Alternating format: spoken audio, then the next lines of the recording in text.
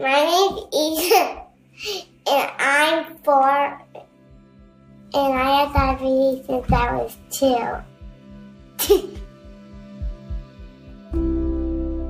I'm Greg Dooley, and the father of triplets. One of them, Isabella, she goes by Isa, was diagnosed with type 1 diabetes when she was 2. She was not acting like herself at all. She was very, very lethargic. She was moody. I called our pediatrician. He said, bring her in for some lab work. He called us first thing in the morning and said, bring her to the ER. I think she has type 1 diabetes. This diagnosis was completely unexpected. She doesn't have a functioning pancreas the way we each do, and so she needs to actually give herself insulin. It was devastating. We knew that our lives were going to be different. We knew that her life would be forever changed. We were in the hospital for a number of days, and they teach you what insulin is, how to inject it, essentially how to keep your daughter alive when you leave the hospital.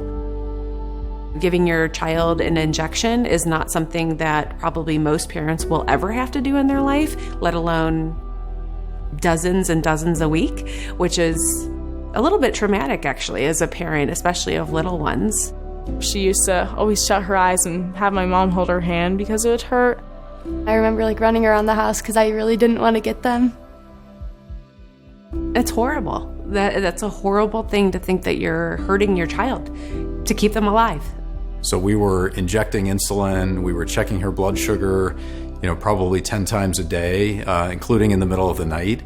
They have to check Isa in the middle of the night, almost every night, just to make sure she doesn't go low. That can happen really quickly. A very low blood sugar could be seizures, could be a coma, could be death. The hardest part, especially early on, was just sleepless nights and constant fear that I'd wake up in the morning and my daughter would not. When Isa was diagnosed, I thought if we spent the next week, years, months in sorrow, that Isa would feel that way too. And we certainly had those moments, but we also realized we needed to find support. And that's actually where our experience with Breakthrough T1D comes in, because we were in the hospital Googling. One of the first things that we encountered with Breakthrough T1D was just a sense of community. We knew that we weren't alone. That gave us hope and allowed us to kind of persevere through the challenges. What we really thought about in that moment was, what can we do? What can we do? Our what can we do was we decided that we would get involved and immediately start to raise money, like the walk that happens every year around the country. People walk together to raise funds for cure research. My sister always has so many supporters during this walk. I think it's just a beautiful way that the community comes together and just for everyone to show their support and love for my sister and our family. The donation dollars go towards improving lives. There have been many, many advances in therapies and technologies over the last 12 years or so since our daughter was diagnosed. The insulin pump that she wears today, the continuous glucose monitor, the insulin that she uses, all of this was made possible through fundraising for research. Our quality of life has changed because we know those things help keep her blood sugar stable. We can see her glucose numbers on our cell phones.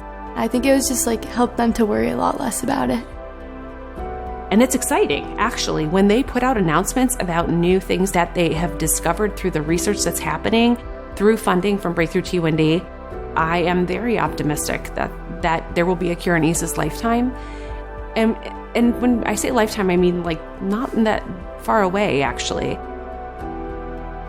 When I think of some of the things that Isa's had to go through in her very, very short life, a world without that, I think, would free people up to spend their mental bandwidth on things that aren't so stressful. I would probably get rid of my phone because I feel like I'm attached to my phone because I have to have it for my type 1. In the back of my mind, it's always there. I'm oh, am I too low? Am I too high? I'm always thinking about that. So I think it would help to take that off of me. My daughter is alive today because of organizations like Breakthrough T1D and the funding and support that they get from people like you. It's going towards a future where kids can be kids. This is just one person's story, but I think there's like so many people that it'll affect, like even people without type 1 diabetes, like their families, and like there's so many people that like type 1 diabetes affects even if it's not directly. And I think that it would just be great to have a cure, so I think donating would be a great option, great idea.